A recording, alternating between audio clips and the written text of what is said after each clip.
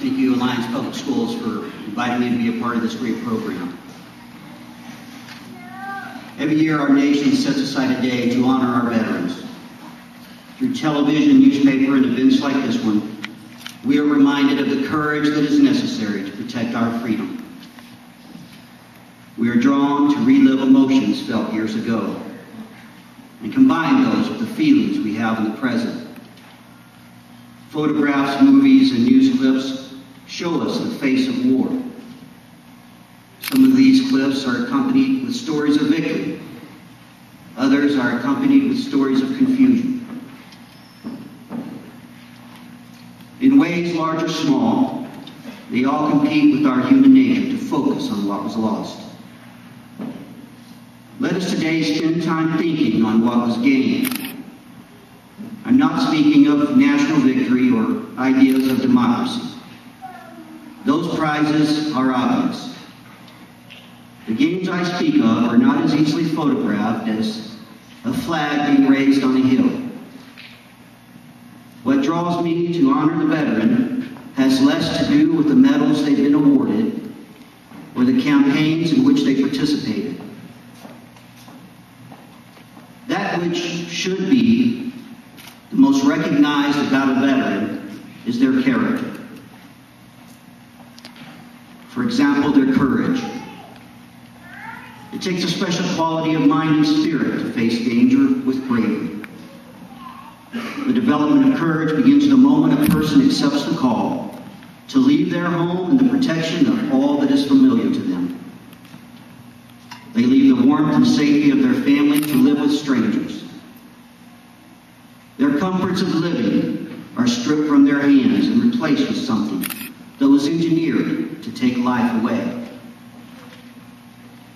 In the cold space of reality, they accept the destiny that every service member accepts at some point. In the most audible place of their conscience, they hear their own words saying, "I was chosen to fight and die for my country." From that moment on, they will face every challenge of their life with the full commitment of their mind and spirit. Once a person has acquired courage, they become capable of endurance. The service member learns and trains to endure hardship, carry a burden, and succeed under the pressures of fatigue and stress. The chores of childhood are weightless when compared to the tasks necessary to complete basic training. Attention to detail, time management, an industrious attitude toward every objective is drilled into the character of someone who at one time says, "I can't." By the end of training called basic, they ask themselves, "Is there anything that I cannot do?" With a character of courage and the endurance of superhumans, they learn to focus their energy through self-discipline. Self-discipline is recognized as the ability to complete something you don't want to participate in, but you do it anyway because you know the outcome will be better than the temporary comfort in not acting at all.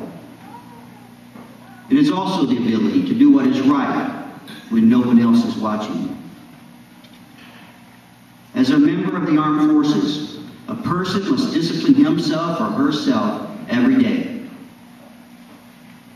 That is the only way they can complete the mission. It's a mission that nobody else would want, and that few would succeed at, even if they were forced. Their discipline converts into efficiency. To be efficient, one must perform in the best manner possible while saving time and energy. In whatever we engage, the most likely scenario for success will originate from an efficient plan.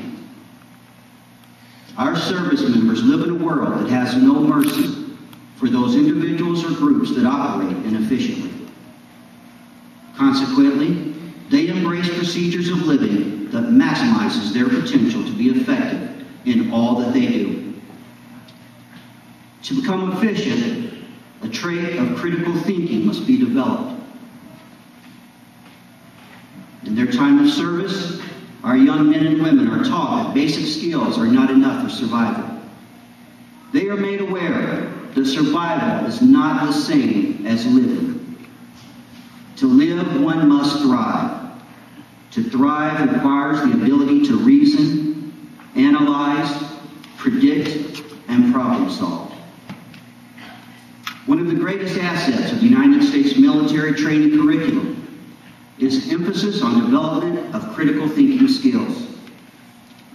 Those skills lead to a mature mind, one that is adaptable under stress, fatigue, and confusion. Veterans of our nation display a unique ability to stand firm in their loyalty, unswerving in their values, and unapologetic for their patriotism. They appreciate the fact that differing perspectives can lead to the right path as long as the goals are the same. Every problem has more than one solution. Every crisis can be diffused with numerous interventions.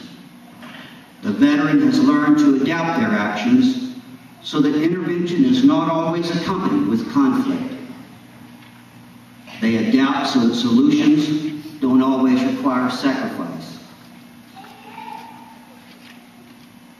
Adaptability leads to sustainability. Sustainability gives birth to reliability. The veteran has been shaped to be reliable in his or her actions, trustworthy in their commitments, and responsible with that they are in charge.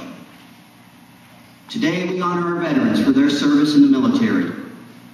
As well, we honor you specifically for what you give to our community through your courage, endurance, self-discipline, efficiency, critical thinking, adaptability, and reliability. Thank you, veterans, for your military service, and thank you for your character. Thank you for your current service in our community. Thank you all.